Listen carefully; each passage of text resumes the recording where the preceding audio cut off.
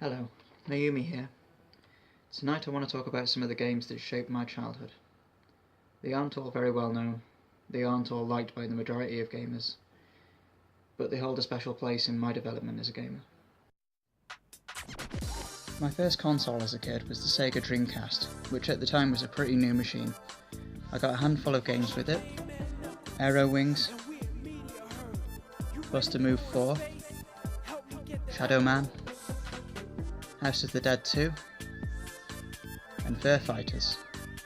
But the game that I really sunk my time into was Sonic Adventure 2. What can I say about this game that hasn't been said before? I obsessed over this game as a young kid in the early 2000s. I got all the A rankings and spent absolutely hours in the Chow Garden.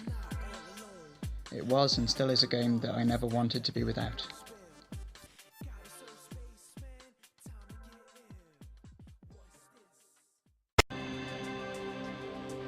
At some point my Dreamcast died from probable overexhaustion, and my family got me a PlayStation 1. One of the games that ended up in my lap was an obscure title called Animorphs Shattered Reality, a platformer based on a 90s TV show of the same name. It's not considered a good game by many of those who know of its existence, but I loved it and still do.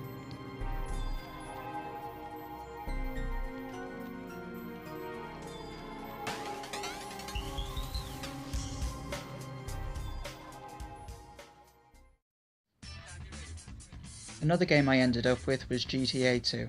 My family had no idea how much of a controversial game it was at the time. I never used to do the missions. Instead, like most kids, I'd spend hours running my car through crowds and being a general nuisance. It never got boring, believe it or not.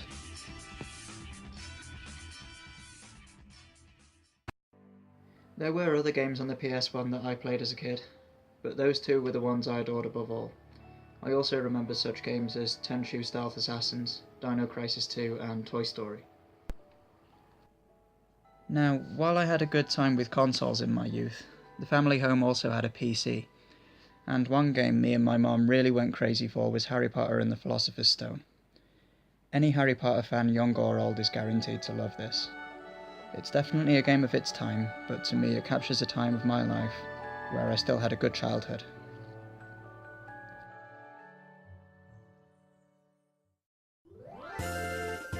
When I reached about 8 years old, my family got themselves a GameCube, and I inherited a PlayStation 2 from a relative.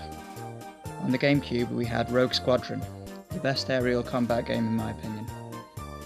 Super Mario Sunshine, another absolute classic, and Burnout is another good one. But there's one GameCube game that stands out in my memories, and that's Mario Party 4. Me, my mum and my two sisters, now 3, used to spend all day having giant matches. We weren't always a happy, well-functioning family, but I never want to forget those happy times, even being few and far between.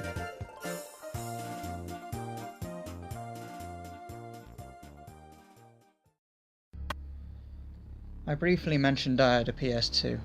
Never had that many games to play on it, but one I did have was Devil May Cry 3. Still today my absolute favourite hack and slash game. I still regularly play it even now, because it's a game that you can finish in a day, but it's a game that can take years to master.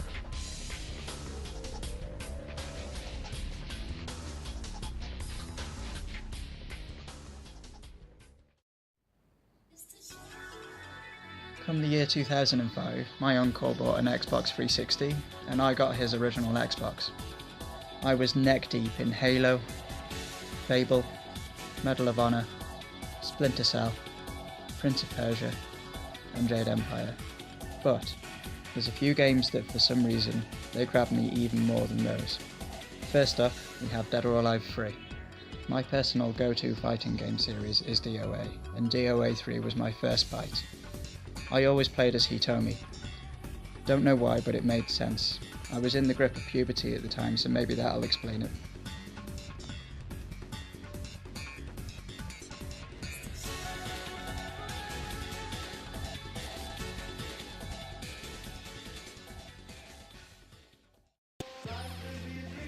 Moving on, we have Destroy All Humans, an underrated classic based on the premise that you're an edgy extraterrestrial sent down to Earth to collect human DNA and then enslave the survivors.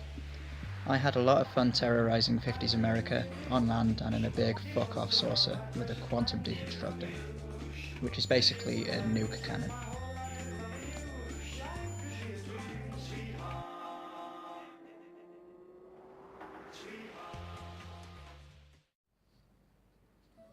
Me and my father didn't get on at the best of times, but when we did, we were absolutely unstoppable.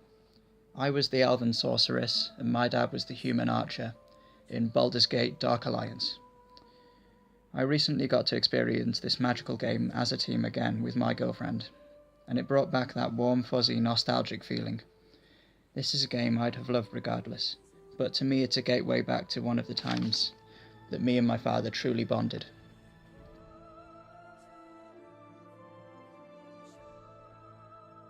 I loved my Dreamcast, I loved my PlayStation 1, I loved the GameCube and my PS2, but the Xbox was my golden years. Since then I've had a 360, a PS3 and a 3DS, but the original Xbox will never be beaten in my opinion. I hope you've enjoyed my little nostalgic trip. Everyone has a bunch of games that are attached to vital points in their early life, and these were mine. Have a great day, evening or night. Thank you for watching.